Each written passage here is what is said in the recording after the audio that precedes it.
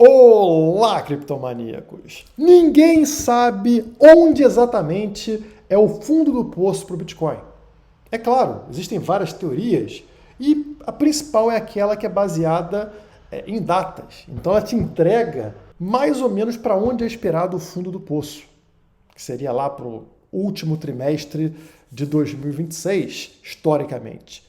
Mas isso não te aponta o tamanho da queda. Você pode usar uma proporção.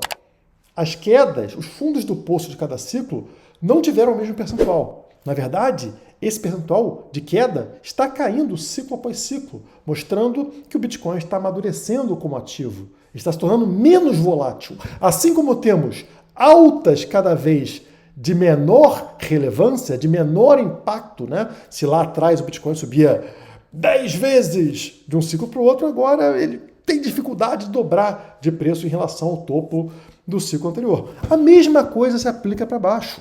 As quedas, elas cada vez têm um percentual menor. Então, se pegarmos aqui a história, em 2011, o Bitcoin caiu 94%. Isso é um bear market de verdade, né? Já em 2014, 87% de queda. Já é uma redução considerável, né? De 94% para 87%, deu uma reduzida. Em 2018, foi para 84%. 87% para 84%. Continuamos reduzindo. 2022 foi para 77%. Está notando? Se pegarmos ali a matemática, estimando, portanto, a próxima queda, atingiríamos ali ao redor de 70% de queda para esse bear market. Isso colocaria o preço do Bitcoin no fundo do poço na faixa dos 30k alto, né? 37 mil, 38 mil, talvez 40 mil redondo de fundo do poço para o Bitcoin. Mas a gente enxerga aquilo que a gente quer. Eu que estou 100% comprado poderia fazer o seguinte, olha só que maravilha. Pego aqui este movimento do ciclo anterior, copio ele e trago para o momento atual. Os topos estão marcados com perfeição e o fundo, olha só, é praticamente onde estamos. E eu ficaria feliz. Mas eu preciso ser honesto com vocês. Apesar de ser minha posição conservadora, ter comprado nos 60k, eu não acho que é o mais provável. O base case, o cenário base. Não acho. Talvez seja o segundo, mas não o primeiro. O base case para a gente, analisando todo o contexto, é que ainda veremos preços abaixo de 60k, mesmo que seja algo rápido. Mas eu também não acho que o cenário mais provável é mergulhar lá para 30k ou para 40k. Então, nesse vídeo, eu quero apresentar para vocês o que eu considero o caso mais provável. Portanto, o base case. Aquilo que eu vejo com maior probabilidade para esse ciclo e que vai pegar muita gente de calça riada. Porque as pessoas vão esperar aquela queda para 30, para 40k, ou esperar até o último trimestre do ano e elas vão se dar mal por causa disso. E eu vou explicar melhor sobre isso ao longo desse vídeo. Que tem um ingresso muito caro. Porque a informação privilegiada dessa é cara. Sabe qual é o preço? O like. É o like. Infelizmente, é assim, né? Capitalismo é assim. Então, se você puder pagar com like aqui, o conteúdo será liberado imediatamente para você. Vejam só. Notem que se eu quisesse vender esse momento atual como um momento fantástico para compra, eu poderia simplesmente pegar o famoso gráfico arco-íris, que bombou nesse canal sempre que eu falei dele, né? E falar para vocês, olha só onde estamos no gráfico arco-íris. Esse é o gráfico original arco-íris, tá? Olha lá, vocês encontram o Bitcoin na última faixa, na faixa roxa, que diz aqui Bitcoin is dead. Bitcoin está morto. Aconteceu em pouquíssimas ocasiões aqui na história do Bitcoin, e em todas elas, toda vez que o Bitcoin entrou na faixa roxa, ele multiplicou de preço imensamente na sequência. Mas esse gráfico arco-íris tem um problema. Se lá atrás, nos ciclos iniciais, o Bitcoin sempre vinha aqui, pelo menos até a região vermelha, o topo desse gráfico arco-íris, opa! Aconteceu algo estranho a partir do ciclo de 2021. Olha aqui, não atingimos nem o topo da região laranja, né? O Bitcoin meio que morreu no meio do caminho, indicando que tinha algo errado. Na sequência, ele veio buscar o fundo do poço certinho, nessa faixa roxa e voltou a subir. E nesse ciclo, o topo, o que a gente chamou de topo do ciclo, nos 126K, não passou da região verde, uma região que fala ainda barato, acumule, e afundou a partir dali para faixa roxa. Bitcoin está morto. Não faz sentido. Isso aqui mostra que esse gráfico arco-íris não está servindo mais para a gente analisar quando é topo.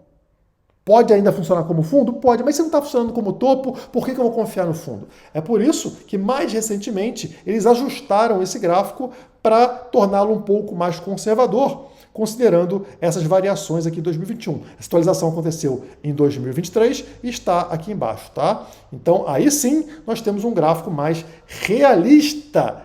Notem, aquele topo de 2021 agora, ele permanece vindo até a região vermelha, e o topo que a gente teve neste ciclo mais recente, de 2025, nos 126K, atingiu aqui essa região aqui amarelada para alaranjada. Também, né, fraco demais, mas mais próximo da realidade. E a gente percebe que nesse caso, a queda do Bitcoin estaria entrando nesta região mais azulada, que chama buy, ou seja, compre, que é o que eu fiz.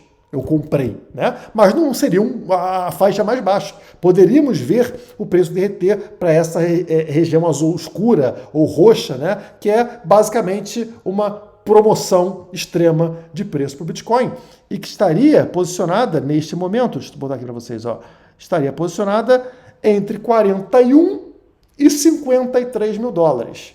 Lembrando, esse 40K é próximo ao que historicamente o Bitcoin atingiria no fundo do bear market, e este 53 é próximo ao que eu enxergo como fundo do poço mais provável.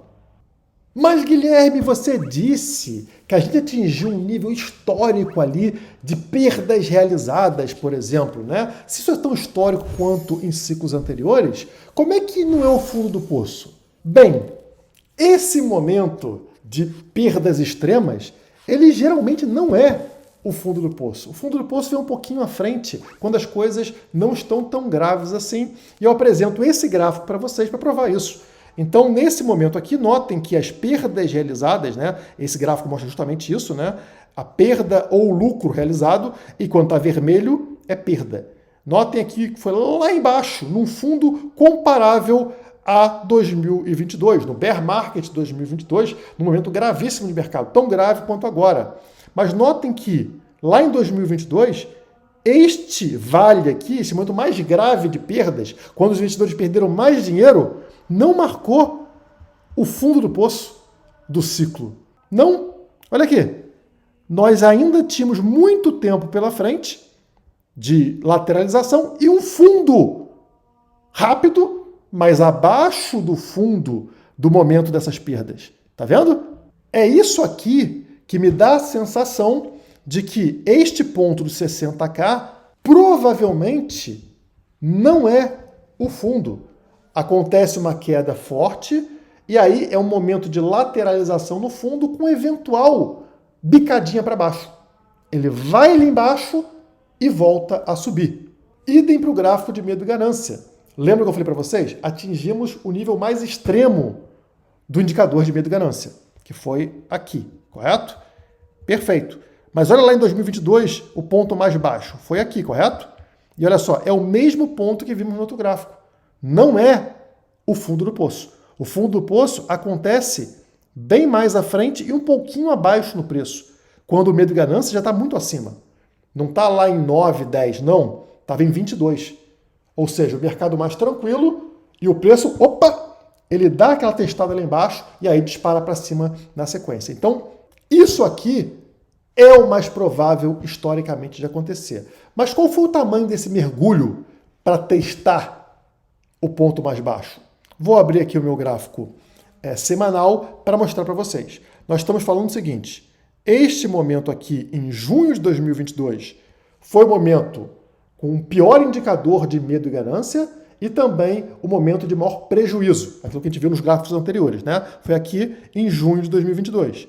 Só que o fundo do poço, ele só aparece aqui em novembro de 2022, final do ano. que é o que a gente espera para 2026, né? Então, olha o tempo. Nós estamos falando de 23 semanas ou 161 dias. Então, entre esse momento mais crítico e o fundo do poço real, 161 dias, 23 semanas.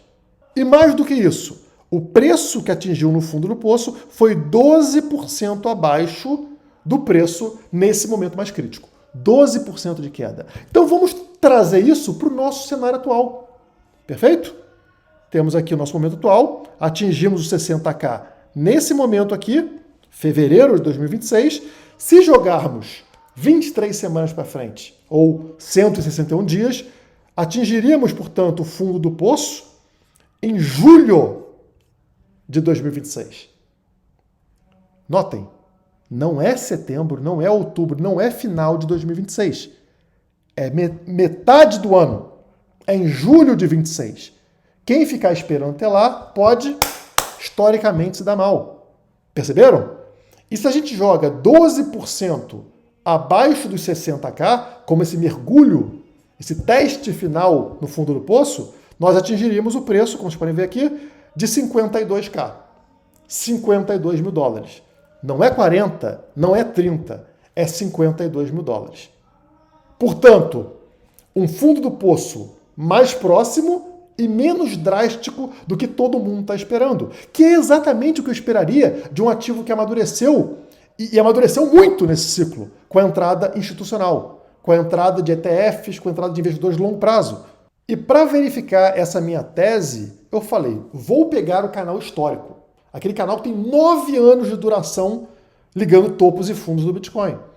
Para ver onde bateria o fundo historicamente. E olha só a descoberta, pessoal. O gráfico está na tela, tá? Então são 9 anos aqui de história do Bitcoin. E você vai ver que a gente ficou longe do topo histórico, né? Que bateu em 2021, que bateu em 2017. Dessa vez já chegamos no meio do caminho, o que indica um ciclo muito fraco. Mas nós estamos muito próximos do fundo histórico, que conecta todos os fundos. 19, 20, 22 e agora, onde estaria esse fundo? Exatamente 52K, tá? Se o Bitcoin respeitar o suporte histórico, o suporte dos 9 últimos anos, o fundo do poço desse canal seria 52K. Isso reforça a minha análise anterior. E o movimento esperado, portanto, seria o que a gente está vendo na tela aqui. Chegamos em 60K, temos uma recuperaçãozinha, uma lateralização de preço e daqui até o meio do ano teria um último mergulho para essa região aqui dos 50K, que é uma região conhecida de suportes e resistências. E abaixo, portanto, dos topos do ciclo anterior. Se os topos lá bateram em 65 e 69, nós encontraríamos um fundo em 52. Parecido com o que aconteceu em ciclos anteriores, né? Lá em 2017 o topo foi 20, todo mundo esperava que parasse a queda no 20, mas caiu até 15. E agora tivemos um topo de 69 em 2021, e aí faríamos um fundo abaixo, não somente de 60, né? Mas proporcional ao que vimos no passado, ou seja, lá para casa dos 50K. E o que ajudaria nessa recuperação de preço antes do que as pessoas imaginam são diversos fatores, como, por exemplo, a mudança do presidente do Fed.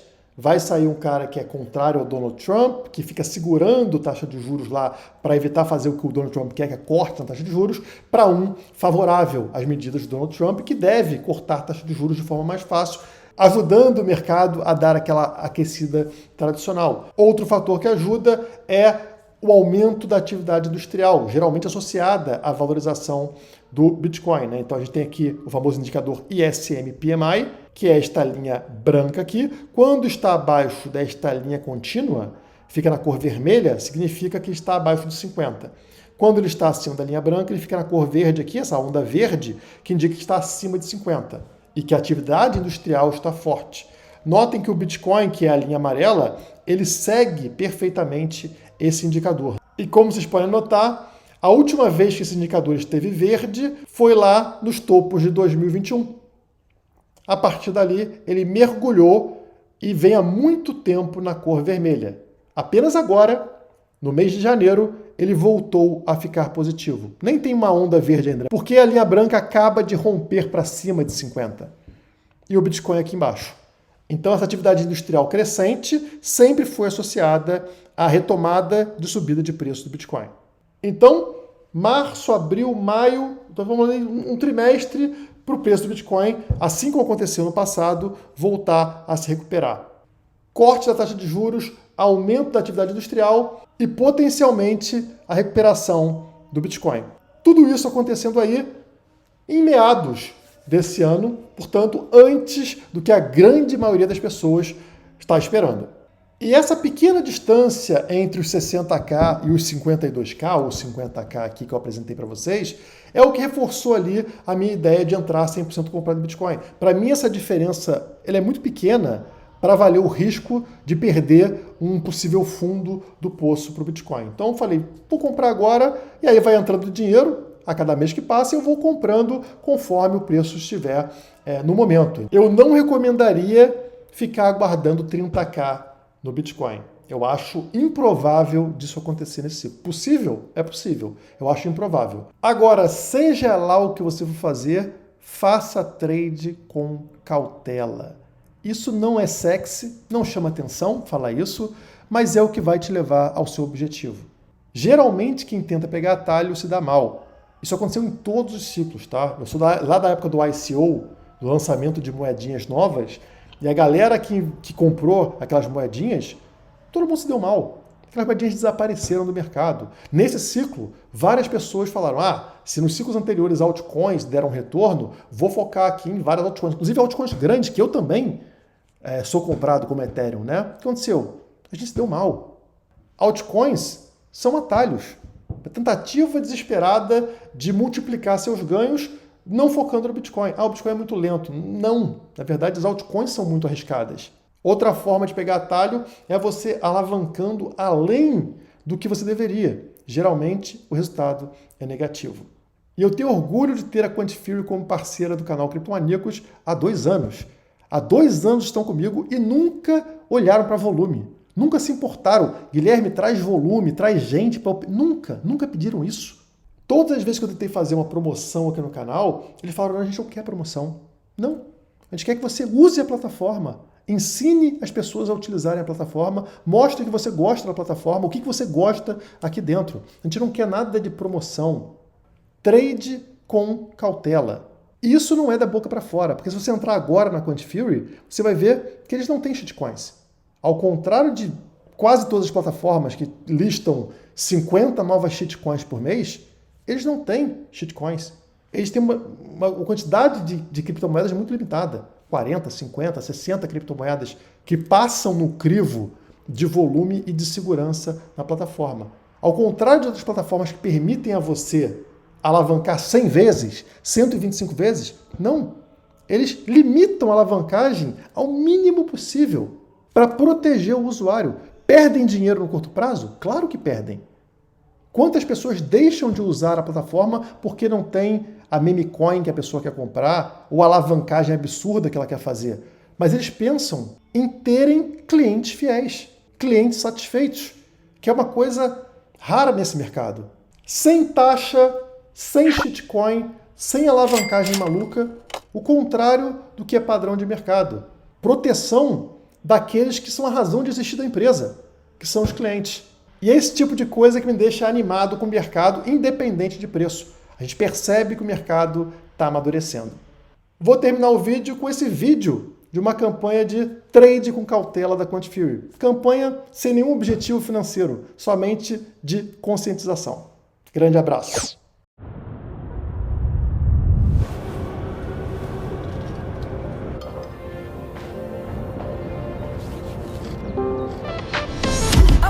On the top of the world, I'ma have a little look around. I could get used to this. I ain't never gonna come back down. No, so fly, the best of the best. If you don't know, then you probably should. Ask me twice, I'ma say it again. I ain't never ever felt so good. Ooh.